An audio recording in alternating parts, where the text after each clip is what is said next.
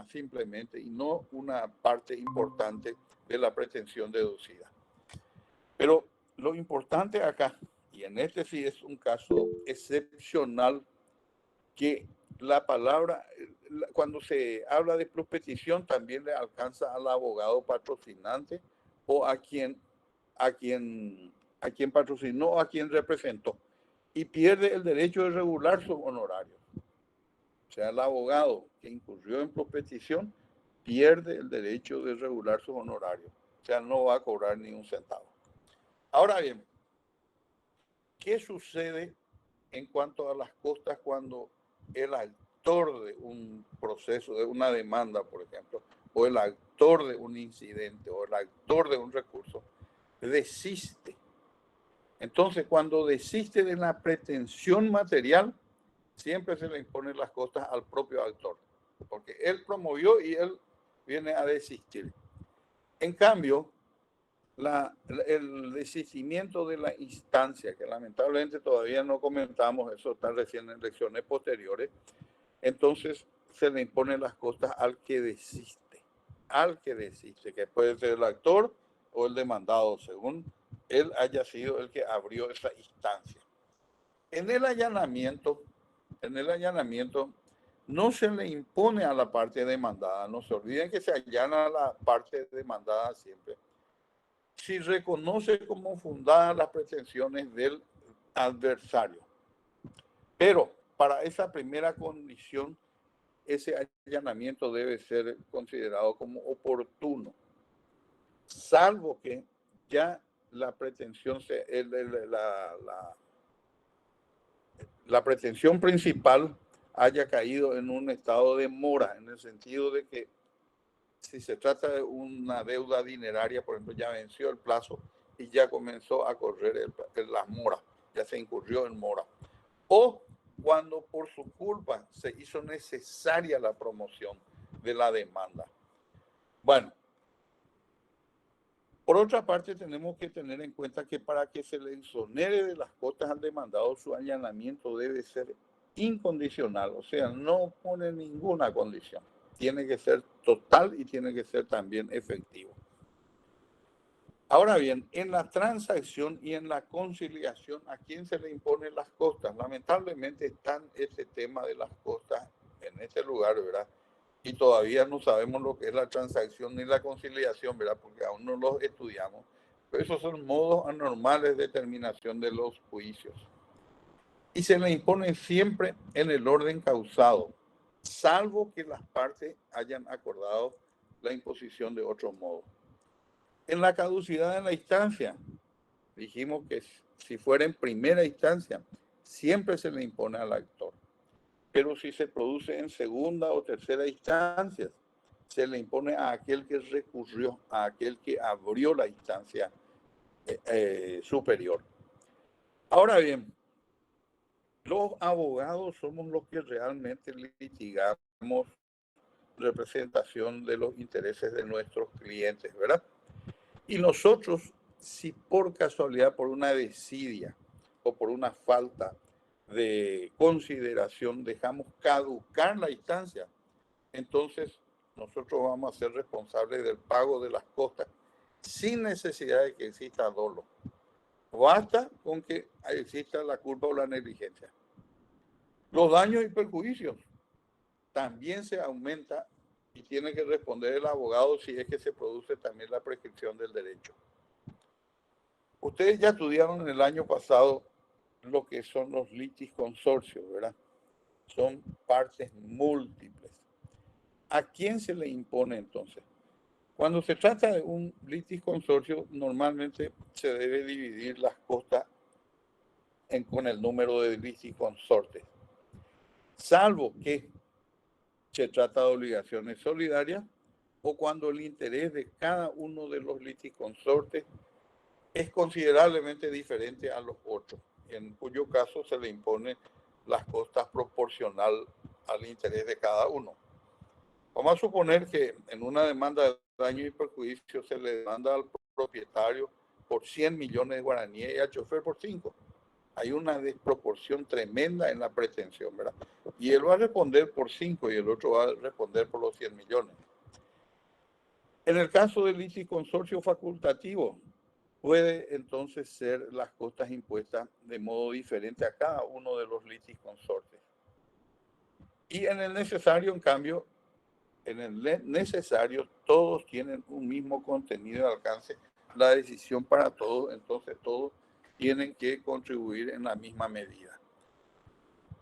Bueno, hasta acá dijimos nosotros que la regla general es imposición de las costas al vencido.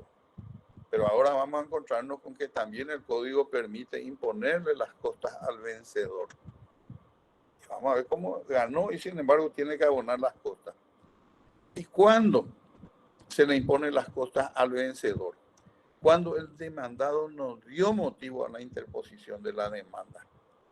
Y no solo eso, sino que se allana dentro del plazo de la contestación y también en caso de mala fe y abuso, ejercicio abusivo del derecho. Atiendan ustedes, vamos a suponer que haya vencido un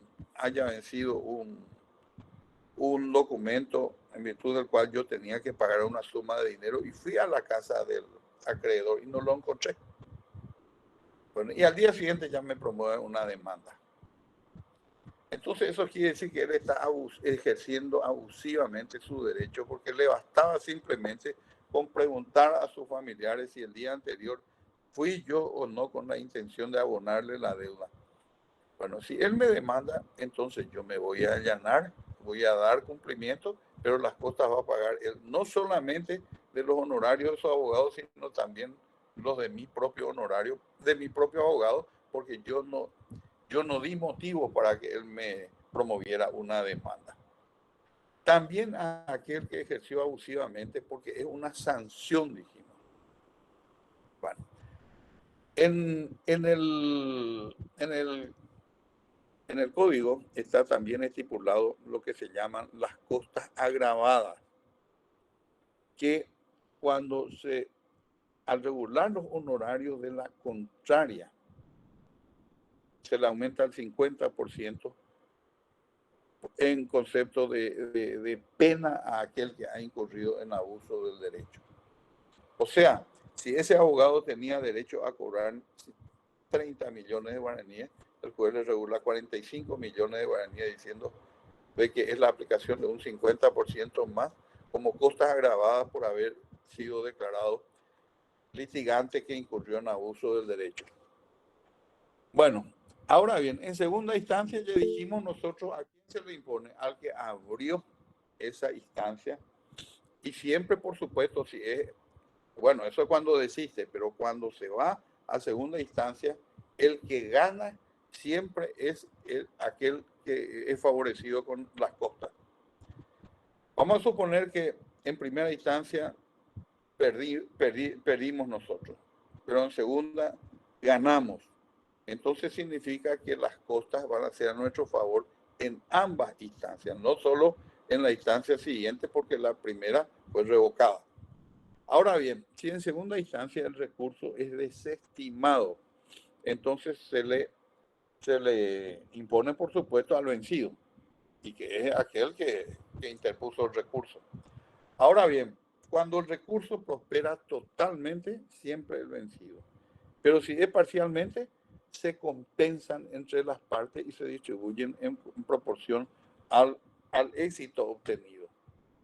Si el recurso se declara desierto, o sea, que el tribunal ni siquiera entra a analizar el fondo del asunto porque no existe un agravio o no se expresó un agravio como corresponde, se declara desierto el recurso y se le imponen las costas al apelante. Ahora bien, ¿qué ocurre cuando en una sentencia, por ejemplo, uno recurre solamente de las costas? Si el apelante solamente recurre de las costas y no del resultado del pleito principal, porque ustedes no olviden que toda sentencia tiene una decisión sobre el fondo y sobre las costas. Suponiendo que sobre el fondo yo acepto mi derrota, Pero, sin embargo, impugno o apelo la decisión en cuanto a la imposición de costas. ¿Qué ocurre ahí? Resulta que la ley dice que no se puede cumplir la decisión mientras en segunda instancia no se resuelva el pleito. Pero no se olviden que el pleito en segunda instancia va a versar sobre la cuestión accesoria, no sobre la principal. Entonces, el recurso de alzada se concede simplemente en relación y sin efecto suspensivo en cuanto al principal. Vale decir, lo principal ya se puede ejecutar, pero la parte de costas no se puede ejecutar porque se tiene que discutir en segunda instancia. Ahora, en tercera instancia, ¿cómo se imponen las costas? Igual que en segunda instancia. Siempre se le impone al vencido o se imponen en proporción al éxito obtenido, etcétera, etcétera. Ahora bien, ¿qué pasa con el alcance de la condena en costas? Se le condena en costas, por ejemplo, al demandado. ¿En qué consiste esto? Esa condena origina un crédito a favor de la parte vencedora, ¿verdad? Que se convierte en acreedora de la vencida por esos gastos que se ocasionó para la sustanciación del proceso. Atiendan ustedes. Vamos a suponer, nosotros los varones, por ejemplo, normalmente solemos concurrir a los tribunales durante un año o con el mismo traje o con dos trajes a lo sumo. En cambio, las abogadas no son así. Ellas, sin embargo, cambian sus vestimentas, etcétera, etcétera. Entonces, si hacemos un análisis del gasto que realiza un abogado para concurrir al tribunal y el que realiza una abogada, vamos a ver que las abogadas gastan mucho más, ¿verdad? Eso le podemos cargar con esos gastos a nuestros clientes. No. ¿Por qué? Porque esos no fueron gastos necesarios para el juicio. Esos fueron ya gastos superfluos que nos integran el concepto de costas. Si yo me voy, por ejemplo, al tribunal y me muestro generoso, le compro empanadas, sándwiches y compañía a los funcionarios de secretaría, jugos y compañía, cafecitos les invito, yo eso no le puedo cargar a mi cliente. Eso es una generosidad de mi parte, ¿verdad? Porque eso no es parte del juicio, no es gasto del juicio, sino que una generosidad de parte mía y eso no puede integrar el concepto de costa. Por eso siempre hay que ver de que son los gastos necesarios para la sustanciación de un pleito. ¿Cuál es el contenido de las costas en conclusión? En primer lugar, si hay testimonio de poder para eso, si se tuvo que otorgar un poder, el costo de ese testimonio de poder. En segundo lugar, tasas judiciales. Tasas judiciales se tuvo que pagar para promover una pretensión en los tribunales, ¿verdad? Y lógicamente eso integra el concepto de costas. Cuando se tiene que realizar fotocopias del expediente o de documentos, etcétera, ese costo también es un costo que se traslada al concepto de costas. También cuando el juez ordena la publicación de edictos, que son modos de notificación a través de los medios de comunicación. Entonces también eso integra el concepto de costas. También el pago o los gastos que se realizan para diligenciar un exhorto, que es un modo de comunicación que hace un juez a otro juez. También los gastos del diligenciamiento de medidas cautelares que se pagan a los oficiales de justicia o se pagan gastos de traslado de mercadería, etcétera. Todos esos gastos entonces también son. Y por último, todos los honorarios. Honorario del abogado, honorario del oficial de justicia, honorario del perito, honorario, en fin, de todos los que intervienen en un proceso. Todos esos gastos integran en el concepto de costas. Por eso cuando el juez condena en costas a alguien, y alguien ya tiene el derecho de reclamarle a la contraria, porque es una obligación, es un crédito que gana respecto del otro, que genera respecto del otro, entonces lógicamente tiene que establecer cuáles son los elementos que se determinan para la cuantificación de las costas. Bueno, con esto concluimos la lección de costas y estoy a la disposición de ustedes para cualquier tipo de pregunta. Doctor, ¿y el costo de los peritos, si es que se necesita en el juicio o algún viaje para comprobar la propiedad y todo eso? Bueno, yo le dije, gastos de honorarios del perito, por supuesto, integra las costas, ¿verdad? También, por ejemplo, cuando el juez debe trasladarse de la sede del juzgado o el actuario tiene que salir, cobra un viático y todo eso son gastos y erogaciones que se hacen en un juicio. Integra el concepto de costas. Ahora, las cosas bagatelarias, le digo, o aquellas cosas de simple lujo y compañía de vestimenta del abogado, eso no integra, ¿verdad? Si yo me voy todos los días a pie al tribunal, o me voy en taxi, o me voy en Uber, o lo que sea, tampoco yo puedo decirle que tiene que pagarme mi cliente. Si bien es cierto, dentro de mis honorarios ya tengo comprendido eso, pero no integra las costas. ¿Alguna pregunta? Doctora Rocío González Morel. Bueno, nada que agregar, profesor, la verdad que brillante. Entonces tenemos que como regla general las costas deben ser impuestas siempre al vencido y que también es un deber del juez aplicarlas, independientemente si a la parte lo solicitó. Yo, por mi parte, ya no hay nada. No sé el doctor Joel Melgarejo si quiere agregar algo. Sí, muchas gracias. Esta es una lección importante para todos los que en algún momento ejercimos o ejerceremos la profesión, porque el abogado vive de esto, ¿sí? Ahí se cuantifica los honorarios que serán el dinero que llevan a sus casas para el sustento de su familia. El abogado vive del honorario, por lo cual deben de entender y comprender esta materia. Repasen, el video va a estar en el aula para que ustedes lo vean ahora, cuando se reciban y sepan bien esta lección, cómo se imponen. Cuando un juez dicta una resolución, uno de los requisitos de la resolución, requisito esencial, es que se expida en relación a las costas. ¿Por qué?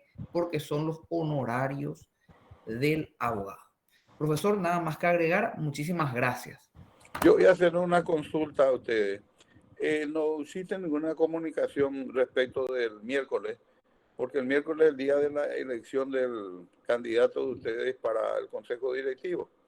De manera que les consulto, ¿va a haber clase o no el miércoles?